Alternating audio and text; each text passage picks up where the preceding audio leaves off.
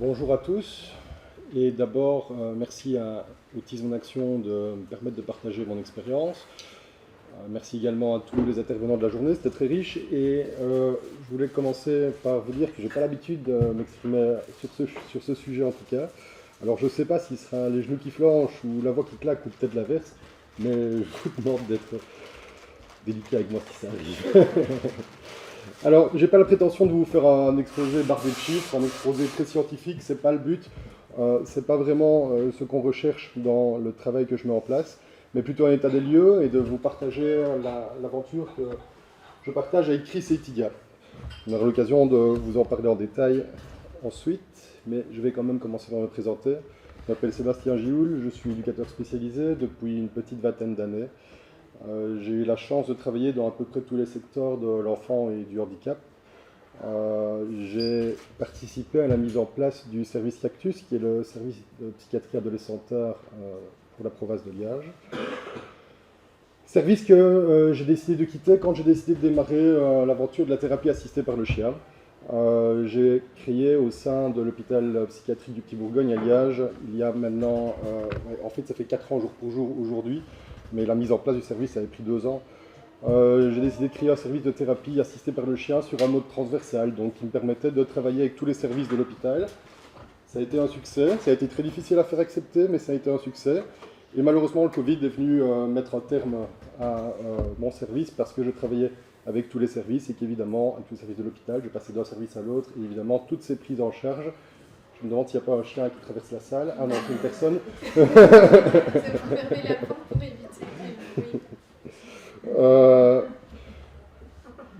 Oui, malheureusement, le Covid a dû interrompre mon activité de cynothérapie. Et là est venue l'idée de travailler en tant qu'indépendant. J'ai décidé de clapper la porte. Je vais quand même faire une pause carrière, mais en tout cas, j'ai abandonné mon boulot d'éducateur pour essayer de vivre à temps plein de la thérapie assistée par le chien. Ça fait maintenant plus ou moins 1 an et demi que j'ai créé DogDog. Je travaille avec des institutions, je travaille avec des privés, pas seulement dans les problématiques autistiques, plus généralement dans le handicap mental tout de même. Alors, je collabore aussi depuis peu de temps avec le centre La Bulle, qui est un centre paramédical privé qui se situe en région liégeoise. C'est eux qui sont venus me chercher, ils souhaitaient avoir une approche un peu différente, et c'est vrai qu'on trouve assez peu dans les centres de référence ou dans les centres spécialisés autisme la thérapie assistée par l'animal. C'était pour moi aussi l'occasion d'avoir une certaine visibilité et de trouver une clientèle autour de l'autisme, qui est un sujet qui me passionne. Mais alors finalement, pourquoi est-ce que j'ai choisi de travailler avec des animaux? Parce que, avant tout, la collaboration homme-animal, c'est toute ma vie. C'est à peu près tout ce que j'ai fait, en tout cas tout ce que j'ai bien fait, aussi longtemps que je m'en souvienne. J'ai dressé différents types d'animaux, pas seulement des chiens. Alors, je vous parlais de mon travail en institution. J'ai quand même illustré avec quelques photos. Il faut comprendre que c'est très difficile à mettre en place parce que les budgets des institutions sont de plus en plus comprimés. D'ailleurs, on est exactement dans ces discussions actuellement avec le centre de ma bulle. Tout le monde doit y trouver son compte, l'intervenant y compris, et malheureusement, chaque année, je constate que je perds des devis, qu'il y a des devis qui tombent parce qu'on est trop cher et que les budgets sont de plus en plus comprimés. Alors, je pense que c'est bien de définir, on avait commencé à le faire tout à l'heure, le chien d'accompagnement. Le chien d'accompagnement, ce n'est pas un chien d'assistance. Un enfant autiste n'a pas besoin qu'on lui ouvre le frigo, qu'on lui amène le téléphone ou qu'on lui tire ses chaussettes. Ce qu'on attend du chien d'assistance, c'est plutôt qu'il soit là en tant que compagnon, en tant que soutien émotionnel, en tant que catalyseur social aussi, on le verra ensuite. Alors, c'est une méthode qui a le vent en poupe actuellement. On parle beaucoup de thérapie assistée par les animaux et on voit énormément de formations qui se distillent à gauche, à droite, avec des personnes qui finalement on se demande un peu d'où elles sortent. Et ça donne aussi l'accès à des personnes qui ne devraient pas être là. Je donne un exemple, par exemple, j'ai vu des comptables qui décidaient d'un jour de travailler avec leur chien. Alors oui, je comprends qu'on ait envie de changer de vocation, mais il y a quelque chose qui n'est pas cohérent. Pourquoi? Parce que je pense que quand on décide de travailler avec les animaux, la double casquette est essentielle. non seulement il faut pouvoir travailler avec l'animal, être capable de le dresser, le connaître suffisamment pour travailler avec lui auprès de publics difficiles, mais je pense qu'on ne peut pas non plus se passer de la formation psychomédico-sociale. Alors finalement, pourquoi est-ce que je vous parle de ça? Parce qu'au cours de mes recherches, et encore hier, j'ai décidé de revoir le cadre légal au niveau de la VIC. J'espère qu'il n'y a pas de représentant de la VIC ici parce que je ne vais pas être tendre. Et j'ai découvert que pour pouvoir former un chien d'assistance, il faut en fait déjà prouver qu'on a formé des chiens d'assistance. C'est étonnant, ça me fait penser aux personnes qui ont un premier emploi et à qui on demande quelle est votre expérience. Je trouve ça assez loufoque. Mais surtout, on ne demande aucunement à l'éducateur canin d'avoir une expérience psychomédico-sociale. Pour travailler avec des enfants autistes, ça me semble totalement affligeant. Alors, c'est peut-être pour ces raisons qu'actuellement, le cadre légal n'est pas adéquat. C'est pour ces raisons qu'il doit évoluer aussi. Est-ce que c'est possible de les années à venir? Je ne sais pas. Peut-être aussi que ça explique les échecs des ASBL qui actuellement ont la possibilité légale de former des chiens d'assistance, parce qu'ils se trouvent rapidement dépourvus dans la difficulté face au handicap, parce qu'ils n'ont pas la formation nécessaire. Alors, pourquoi est-ce que je parle de la nécessité d'une formation psychomédico-sociale? C'est parce que le travail va se faire sur du long terme, au sein d'une famille, souvent dans une approche systémique où chacun doit trouver sa place. Et donc, il est nécessaire d'avoir une expérience du travail en famille et du travail avec le handicap pour pouvoir atteindre ses objectifs. On va aborder maintenant l'expérience, l'aventure Chris et Tiga. C'est un long diaporama avec des longues pauses sur les photos. Ne vous étonnez pas si vous avez l'impression qu'il n'avance pas, il avance bien. Alors, qui est Chris? Chris est un adolescent autiste qui a presque 16 ans. Qui souffre des troubles réguliers chez les adolescents autistes, avec des grosses crises de colère, avec des troubles du langage assez importants, avec un contexte familial finalement assez favorable, puisqu'il s'agit d'une famille composée de 4 enfants, des personnes aisées, avec une scolarité très investie, avec différents loisirs mis en place autour du jeune, et pourtant avec des troubles qui restaient importants, très envahissants, et qui mettaient la famille en grande difficulté. Alors, la première demande est arrivée par le papa qui, quelques semaines après la création de mon activité indépendante, m'a contacté par téléphone, et il recherchait un éducateur canin qui était capable d'éduquer un chien pour leur enfant. Le deuxième contact est venu de la maman, quelques semaines plus tard, et là nous avons pris un rendez-vous.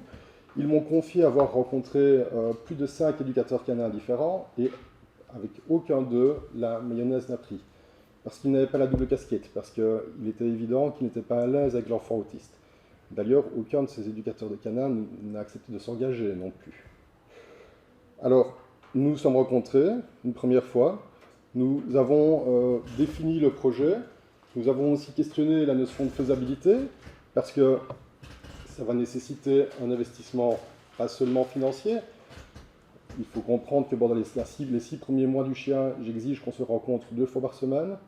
Le chien est éduqué en famille, ça me semble essentiel, contrairement à l'éducation de chien assistance qui, lui, passe 3 ans en famille d'accueil qui est ensuite introduit. Pourquoi est-ce que c'est essentiel? Parce que le lien entre l'enfant et le chien, c'est lui qui va être intéressant. C'est lui qui va créer la plus-value de la relation au chien. Le choix du chieux, dans ce cas-ci, en particulier, il y avait une maman et Chris qui sont atteints d'allergie au chien. Donc, il était très restreint. Il n'y avait que quelques espèces, quelques races de chiens qui pouvaient être envisagées. Ils se sont orientés vers le Canidoodle, qui est un croisement entre un berger australien et un caniche. Alors, le caniche n'est pas généralement le chien auquel on pense en premier lorsqu'il s'agit de chiens d'assistance. Et pourtant, c'est un chien qui comprend beaucoup, qui est très en lien avec son maître et qui cherche à faire des choses. Or, l'activité, la complicité au chien, c'est aussi le cœur du travail avec l'enfant.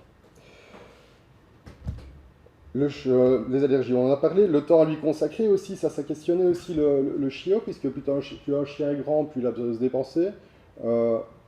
Dans le cas d'un caniche, évidemment, quelques balades autour de la maison par jour peuvent suffire. Si on décide de prendre un dog allemand, qui n'est pas nécessairement non plus un chat qu'on pourrait prendre pour l'assistance, mais pourquoi pas, évidemment, les balades doivent être beaucoup plus grandes. Dans un contexte d'une famille avec 4 enfants, où la famille dans son entièreté doit s'investir auprès du chien, il fallait prendre un chat qui puisse avoir des besoins raisonnables pour la famille. La prise de contact avec Chris a commencé avec mes chiens. On les a vus un petit peu avant, on s'est vus à quelques reprises. Ça a permis avant tout de créer le lien entre Chris et moi. Lien qui est devenu excellent. Aujourd'hui, Chris et moi, on se considère comme des amis. On est souvent assez loin du cadre professionnel, même vis-à-vis de la famille. Alors, je suis un peu perdu. C'est normal, c'est parce que c'est le deuxième slide. J'ai écrit 2 fois la même chose.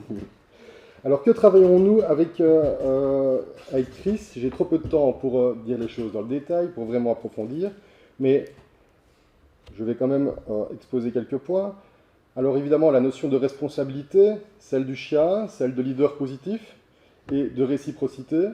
Je répète sans cesse à Chris cette phrase, c'est qui le patron? Et maintenant, Chris crie, c'est moi le patron, et quand il dit c'est moi le patron, il dit c'est moi le patron du chien, c'est moi qui suis responsable du chien.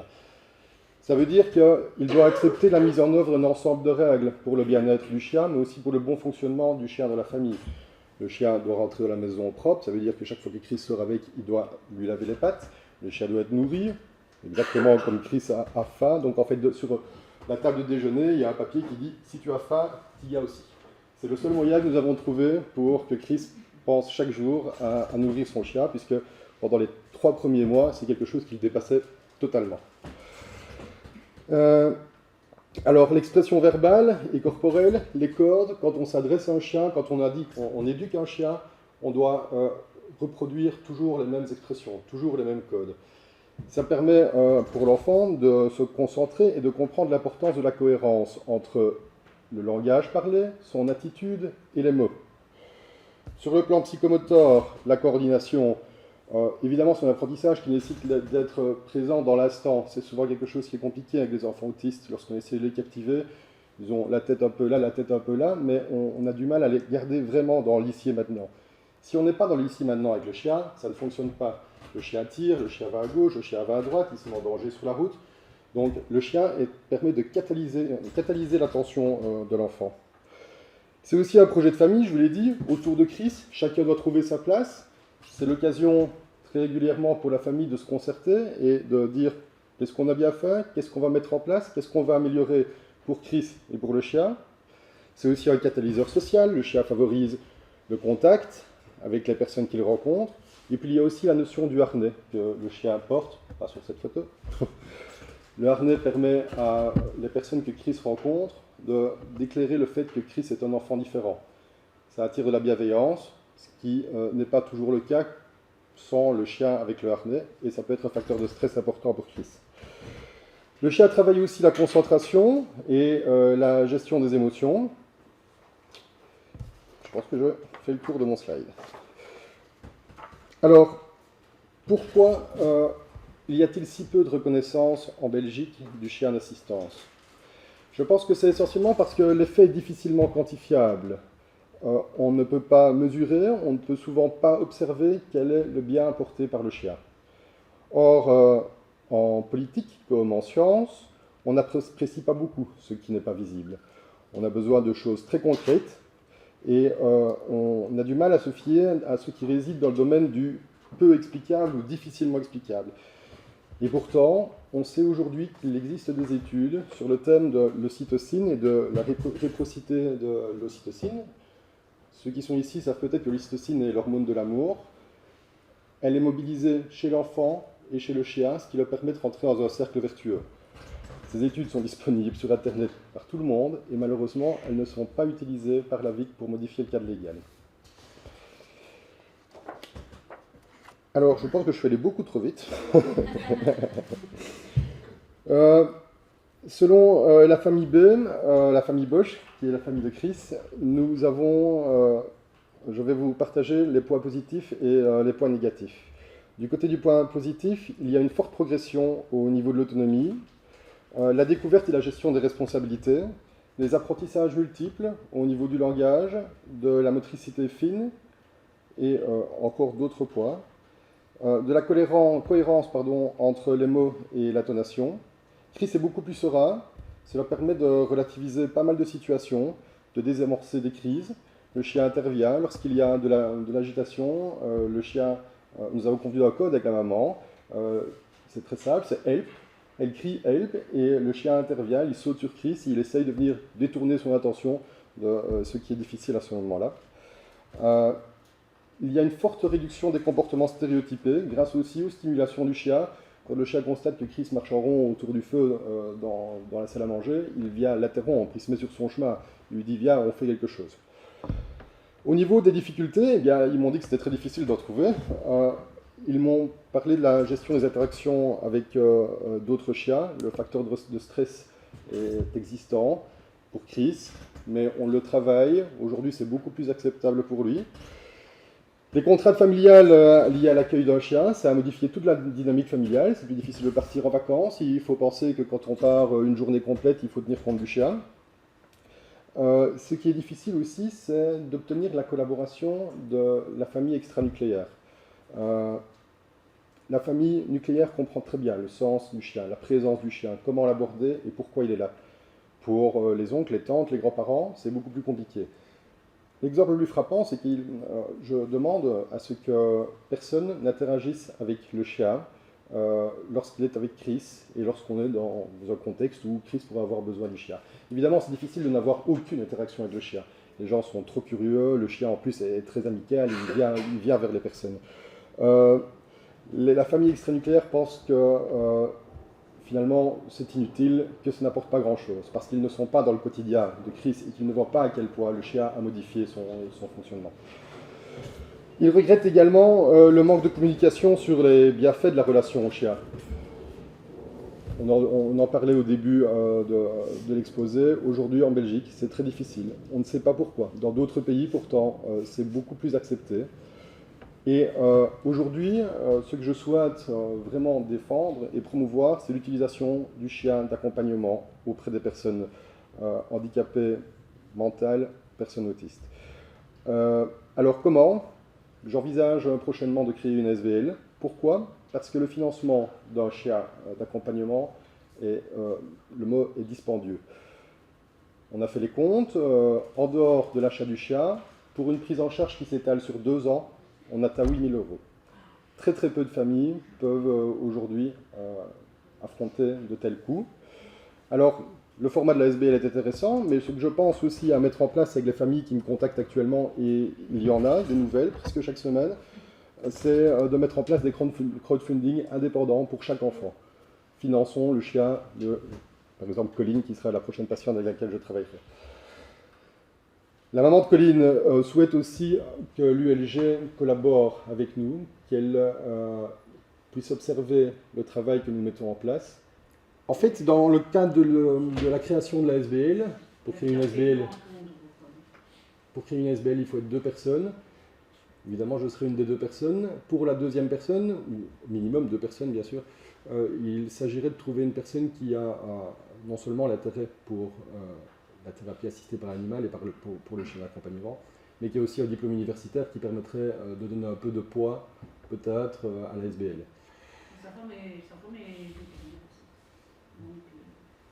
Vous pouvez toujours me laisser son nom, c'est toujours intéressant. Alors, vous le disiez, je suis allé beaucoup plus vite que prévu. Le diaporama fait 20 minutes, il a 12 minutes 39. C'est la place des questions, si vous en avez. Oui. Vous parliez de la race du chien, c'est les cockapoo, c'est ça? C'était Canidoodle. Canidoodle. Oui, donc un croisement entre le berger australien et le caniche. Ok. C'est des chiens qui sont très demandés actuellement pour les chiens d'accompagnement, mais qui coûtent une somme totalement hallucinante. Ils ont payé le chien à 3 500 €. Pas éduqué. Alors, il n'y a pas d'intérêt à acheter un chien à 3 500 €, soyons clairs. La particularité ici, c'était que le chien devait être hypoallergénique et qu'ils avaient une connaissance éleveur. Donc la famille Bosch vit dans les cantons de l'Est et ils avaient une connaissance éleveur en Allemagne qui leur gardait un chien. Il est nécessaire de travailler avec un chiot. Je pense que les caniches sont tout à fait adéquats. Je pense aussi que toute la famille des labradors et des retrievers est adéquate, pas seulement pour les chiens d'assistance, aussi pour les chiens de soutien. Mais là où on a commis une erreur, je n'ai pas commis une erreur, c'est la famille Bosch qui a commis l'erreur, c'est de choisir le chien avant de me rencontrer. C'est un petit chien, et quand Chris fait une crise, il aurait été préférable que le chien fasse 10 kg de plus pour pouvoir le bousculer un petit coup. Or, quand le chien, qui est tout petit, vous l'avez vu, saute sur Chris ne bouge pas d'un poil, ça ne change absolument rien à ce qui se passe. J'ai eu un labrador chocolat, je me suis toujours demandé comment on faisait des chiens d'assistance. Il était gauche, il écrasait les pieds de tout le monde. J'ai pas réussi. C'est pour ça qu'il est nécessaire de travailler avec un professionnel canin. Ouais. Oui. Et oui, Vous parliez des caniches aussi qui sont... caniche est idéal. Oui. Aussi, Il est hypoallergénique aussi, et finalement, ces questions d'allergie, elles sont assez régulières. Hein. oui. Dans la question du travail avec l'animal, on croise quand même énormément de personnes qui disent attention, moi je suis allergique aux chiens, donc ce n'est pas adéquat. Oui, ok. Il existe des solutions, plusieurs, pas que le caniche. Et il y a d'autres chiens encore Oui, il y a le chiado portugais, il y a aussi le chiado portugais qui est assez connu. Chiado Chiado portugais qui est parfaitement hypoallergénique aussi. Oui, mais c'est pas trop le problème de l'hypoallergie. C'est surtout un chien qui sait. Enfin, nous, on a un Shetland, un berger Shetland, qui est hyper stressé avec notre fils. On sent Quel âge a-t-il? Elle a 8 ans. Il a 8 ans. Mais elle a toujours été très stressée. Je crois que c'est la situation qui la stresse. Et bon, il convient à Nicolas, hein, mais on sent bien que notre chienne elle prend beaucoup ce jeu aussi, je pense. C'est lié avec les crises et tout ce qui se fait. Et donc, Votre chienne, vous l'avez eu jeune? oui, Oui, Elle a toujours été intégrée dans la vie de Nicolas? Oui, oui, oui. absolument. Mais il l'a tout de suite, on l'a acheté vraiment pour lui, parce qu'on sentait que ça allait lui faire bien. Et ça lui fait beaucoup bien. Et dès qu'il est mal, il est dans les bras. Il passe des heures avec le chien dans les bras. Mais finalement, on a l'impression que ce pauvre chien va subir un peu sans avoir compris réellement. Je ne sais pas comment est-ce qu'on peut dresser un chien pour qu'il ne se sente pas mal en voyant par exemple quelqu'un qui fait une crise, mais plutôt en allant le rassurer. Elle va plutôt fuir. La première identification du moment de crise, il est essentiel de transformer ce moment en un instant positif pour le chien. C'est exactement la même chose avec l'orage en fait. Quand il y a de l'orage, les chiens ont tendance à devenir nerveux et à avoir peur, parce qu'il y a de la tension dans l'air. C'est exactement comme avec la crise de l'enfant. Si on utilise ce moment d'orage pour faire un moment de jeu, eh bien, dans la programmation mentale du chien, la crise n'est plus quelque chose de négatif. Et c'est là que le rôle de l'éducateur canin est important. Parce que ça, quasiment personne n'y penserait. Parce qu'on est pris dans de la dynamique et qu'on ne peut pas identifier que ce moment est crucial. Et, c'est intéressant ce que vous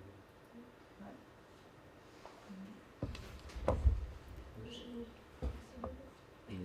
Moi, c'est plus dans la notion de maître. Oui. Donc, de ce que moi je connais, il y a un maître pour un chien. Il y en a pas Je ne deux. suis pas d'accord avec ça.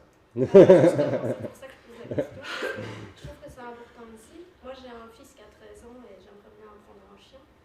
Mais justement aussi dans l'idée de l'accompagner et qu'il puisse aussi trouver de l'autonomie, responsabilisation, tout ça. Et du coup, je me questionnais sur cette notion-là. Qui est le maître du chien et qui éduque le chien? Et voilà, moi je suis la maman et lui c'est l'ado, mais ce serait aussi son chien. Donc voilà, c'est... Donc pour la partie de prime éducation du chien, que je dirais les 3 premiers mois, toute la période de sociabilisation, c'est un projet de famille. Il est essentiel de mettre les choses en place tous ensemble, avec éventuellement le coach canin s'il y en a un, pour que le chien soit confronté à tout ce dont il doit être confronté avant ses 4-5 mois. Ce qui n'est pas fait avant les 4-5 mois sera difficile à rattraper. Donc on ne peut pas à ce moment compter sur l'investissement de l'enfant, parce qu'on sait qu'il ne fera peut-être pas suffisamment. Or, on parle d'un projet de peut-être 10 ans, donc les Les premiers mois doivent être investis pleinement par tout le monde. Alors, il y a des règles qui sont mises en place pour la suite. Le chien reste auprès de l'enfant. L'enfant doit assumer toute la charge d'alimentation, de promenade, tant qu'il en a la possibilité, évidemment, puisque pendant la scolarité, c'est difficile pour lui d'aller promener le chien. Mais en fait, au début, c'est un frein, parce que c'est difficile d'engager l'enfant dedans. Et puis rapidement, il en tire tellement de bénéfices de rentrer de l'école, d'accrocher son chien, de démarrer, que finalement, ça se fait vraiment très très spontanément. Vous disiez qu'il n'y a qu'un maître. Quand un chien vit dans une famille, il a peut-être des relations privilégiées avec une personne de la famille, je parle d'une famille classique, mais tout le monde peut interagir avec le chien. Finalement, lorsqu'il s'agit d'un enfant autiste, on va chercher à ce que la relation privilégiée se déroule entre l'enfant et le chien, mais chaque personne de la famille a quand même un rôle à jouer. J'ai une question, je suis arrivée en retard, je suis désolée. Pas de problème. C'est la première fois, c'est le premier chien que vous accompagnez avec un enfant? Alors en fait, ça ne faisait pas partie de mon projet d'éduquer un chien pour un enfant autiste. Mais j'ai constaté le manque et j'ai surtout constaté qu'il y avait une demande clairement verbalisée par la famille et déjà une recherche sur du long terme. Et là, je me suis dit, bon, si c'est pas moi qui le fais, qui va le faire finalement? Alors ma question est pas très chouette, mais quand même importante, je pense. À un moment, le chien sera plus là. Ça se travaille. Ça se travaille. La notion de la mort se travaille très tôt. C'est absolument nécessaire. Et puis il y aura peut-être un autre. Et on parle du chien, mais il y a moi aussi finalement là-dedans, parce que je vais travailler pendant 2 ans, on est à plus d'1 an maintenant de collaboration avec Chris et sa famille. Et puis moi je vais m'en aller aussi à un moment.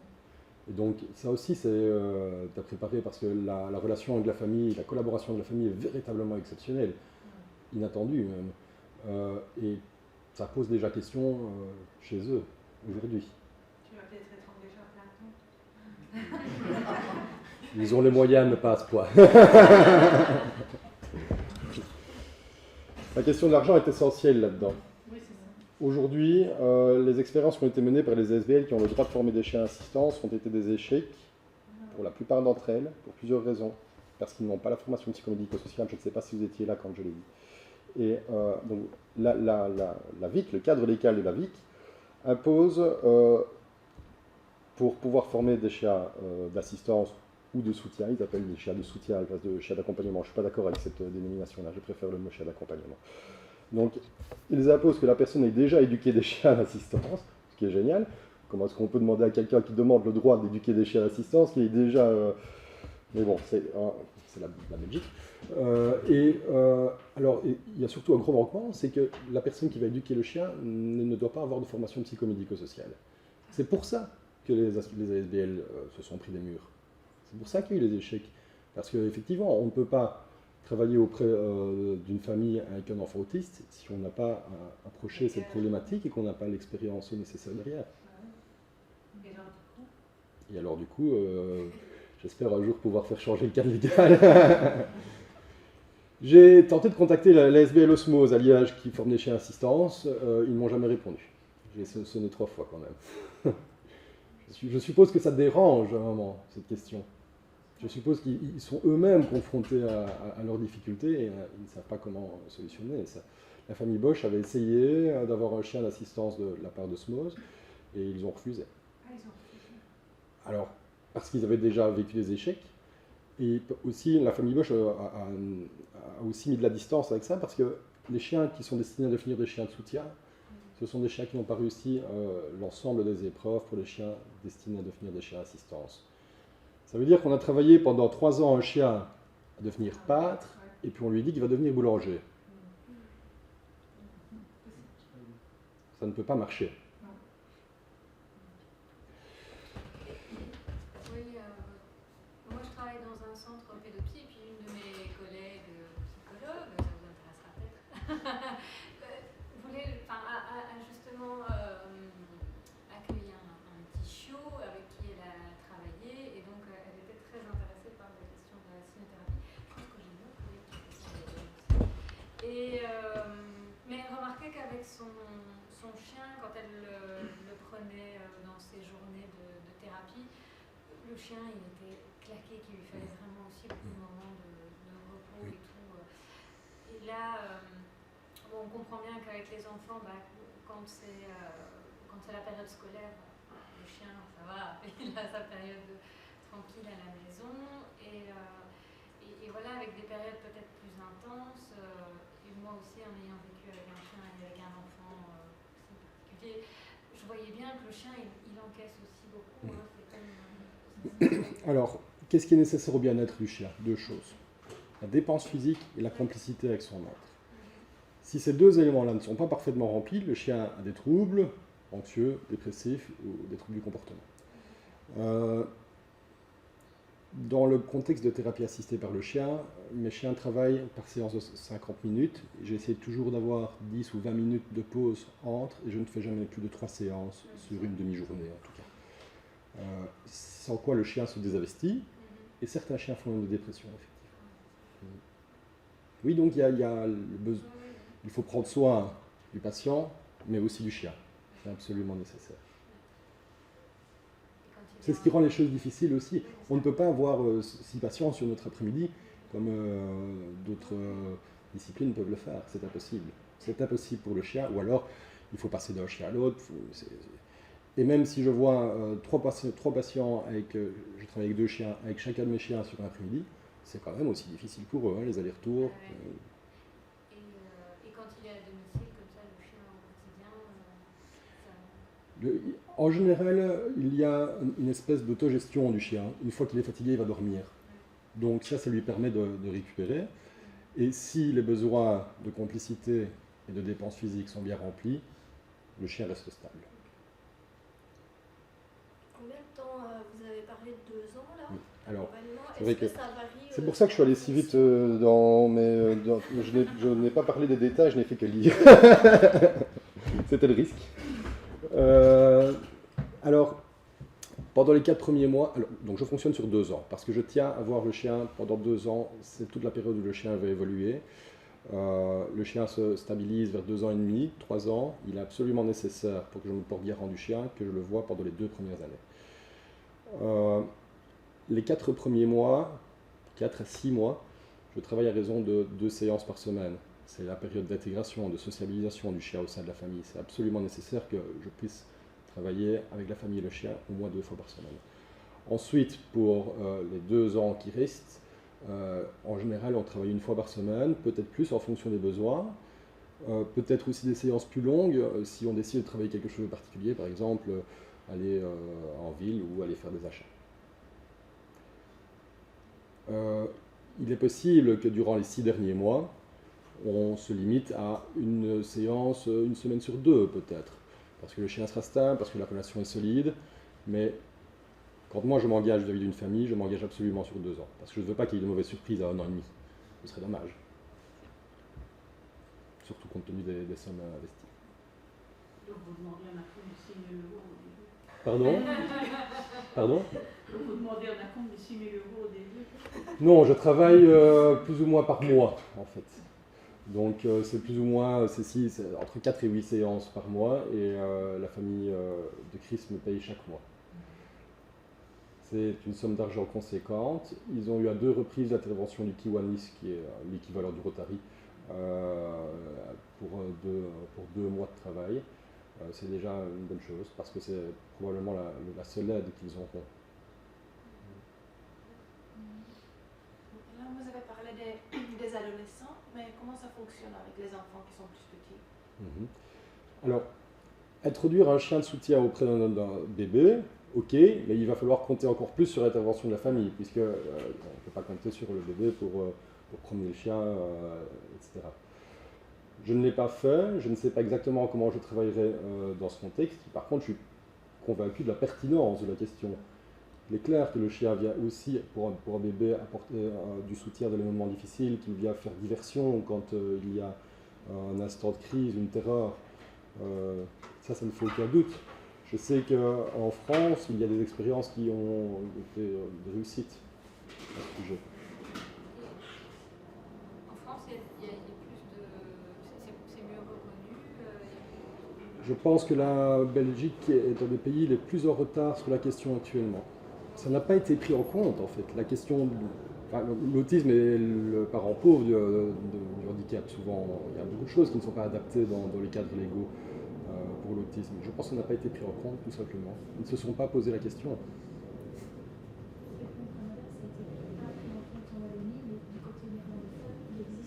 Oui, ça c'est. C'est à moitié français, donc Mais c'est Handichia en France qui fait Handichia. Ouais. Vous parliez d'Handichia, c'est la SBL Handichia, je pense, qui s'occupe de la fondation Handichia, qui s'occupe de ça. Est-ce qu'il existe des outils, des choses de guidance pour si on prend un chien Alors, dont on fait la propre éducation? encore une mais chose on dont n'est je n'ai pas parlé. De là à ne pas pouvoir payer mensuellement votre accompagnement, par exemple, comment on peut faire en tant que parent pour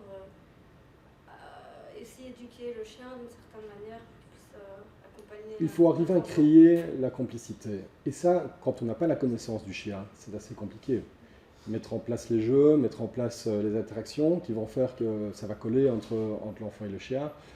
Je pense qu'alors il est préférable de se former au chien d'abord pour pouvoir accueillir un chien chez soi. Alors en termes d'outils, j'avais utilisé une pyramide de Maslow, la pyramide des besoins de Maslow, je ne sais pas si ça vous dit quelque chose, et que j'avais adapté à l'intégration du chien dans la vie de Chris.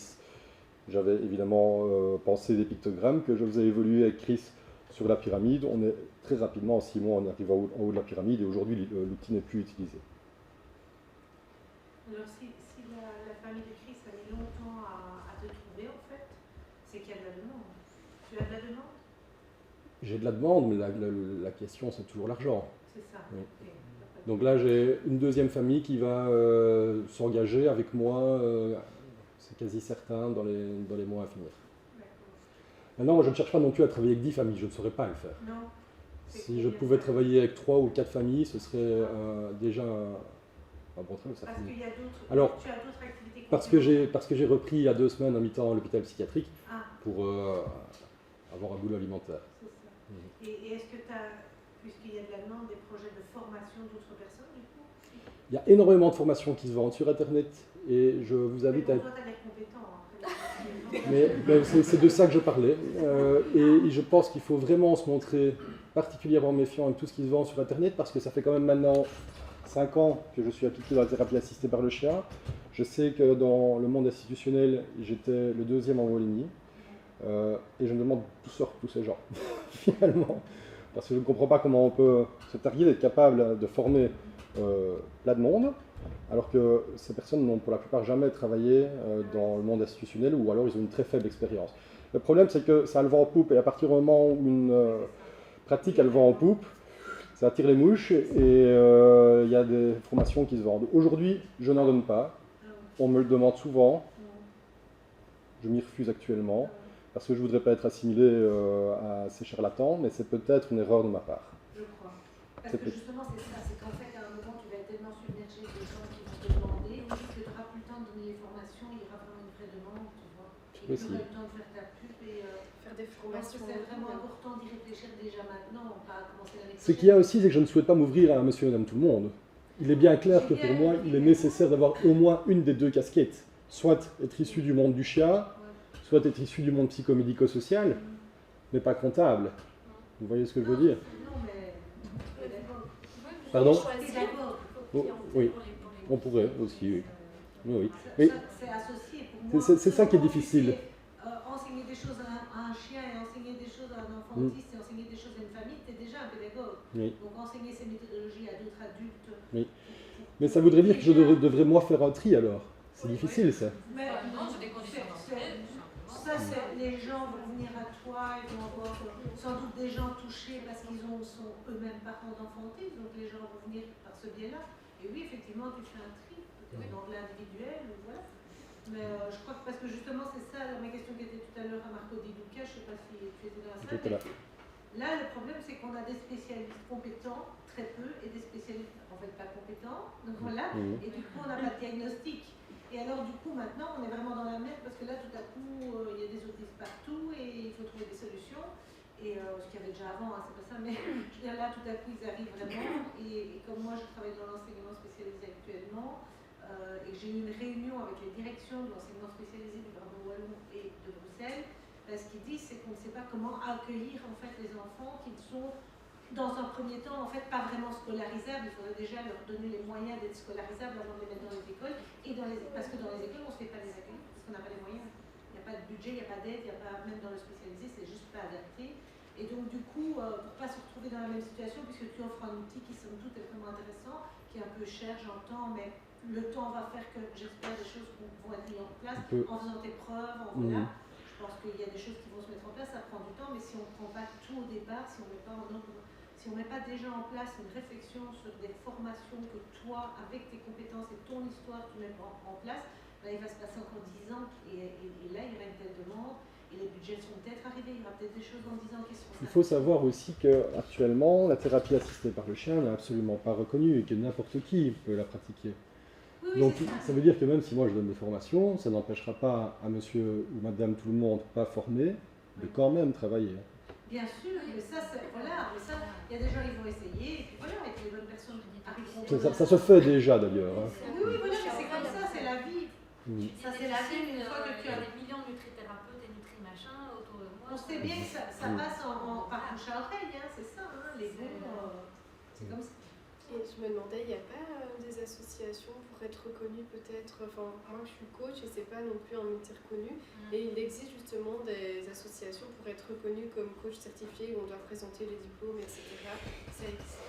C'est compliqué, moi par exemple je suis kinésiologue aussi, avec kinésiologie, il y avait une fédération belge de kinésiologie, ça changeait tout le temps et donc ils avaient envie de reconnaissance, mais d'autres pas. C'est hyper compliqué la reconnaissance. Parce que du coup ça engendre, si nous il y avait une reconnaissance, c'est un peu comme les ostéopathes, avant ils n'étaient pas reconnus, mais alors ça veut dire qu'il faut une reconnaissance au niveau de l'UNAMI, ça veut dire qu'au niveau des remboursements, c'est très compliqué. Les kinésiologues par exemple, ils sont là, il y en a qui disent oui, il y avait une non, parce qu'alors après ça donne des obligations en fait, un respect d'une structure, et on sait bien que dans ces méthodes énergétiques, c'est pas toujours... voilà, et donc là aussi, c'est une fois que tu rentres dans un système de reconnaissance, il y a de l'autre côté, il y a la contrepartie de certaines obligations qui ne vont peut-être pas convenir à ce que toi tu proposes. Oui, je comprends, c'est pas toujours plus pour les parents. Voilà, mais c'est comme dans tout. Enfin, moi je pense que tout est juste, les gens ils arrivent à un endroit, ils vivent une expérience et puis ils avancent, et puis voilà. S'ils arrivent chez toi, c'est que c'est juste à ce moment-là pour eux, il faut pas. C'est vraiment le bouche à oreille qui fait les choses et il faut avoir confiance et tout, et il y aura toujours des charlatans, il y aura toujours des gens compétents, et dans l'enseignement, je vous assure, il y en a vraiment beaucoup. Voilà. Merci, c'est galvanisant, ça me donne envie d'en faire davantage. Je suis une bonne coach, je vais mettre en place là.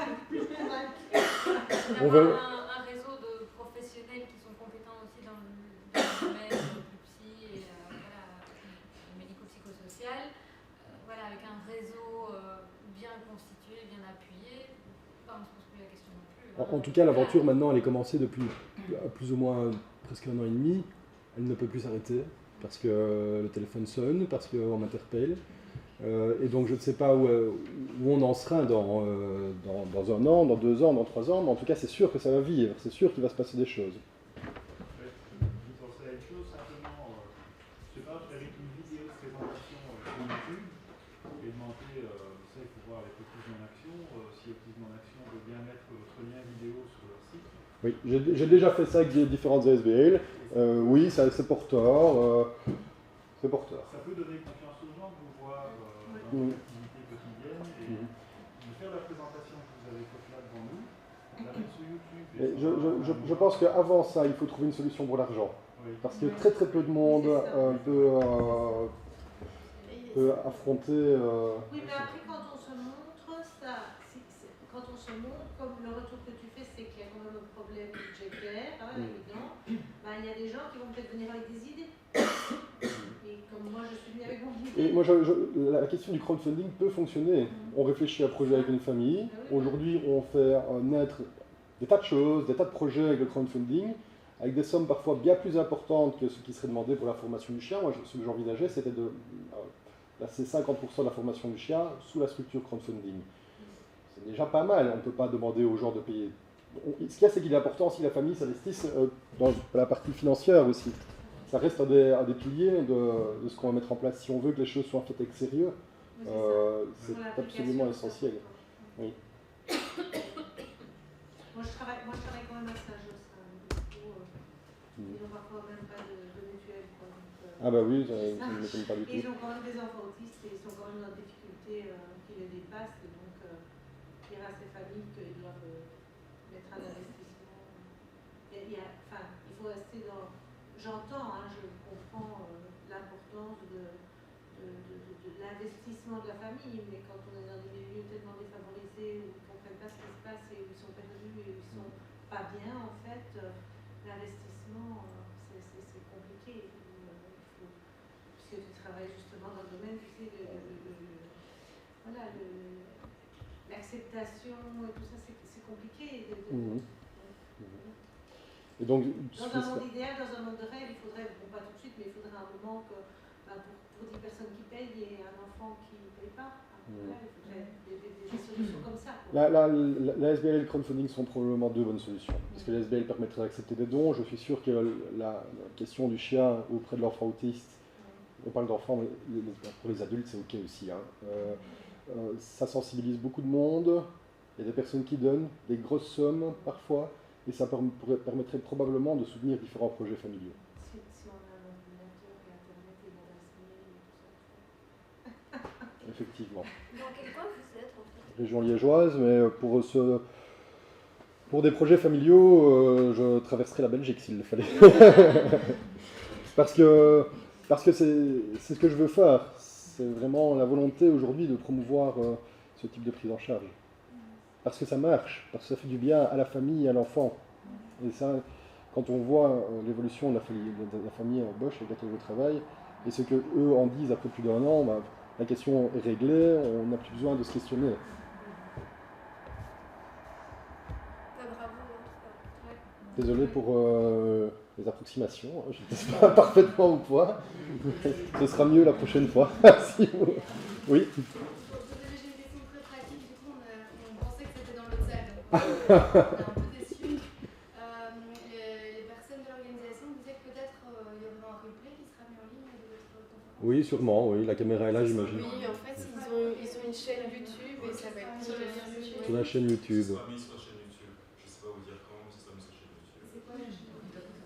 C'est Autisme en action. Autisme en action. Voilà, bah merci à vous de m'avoir écouté. Bonne fête dimanche. Et bonne continuation. Merci.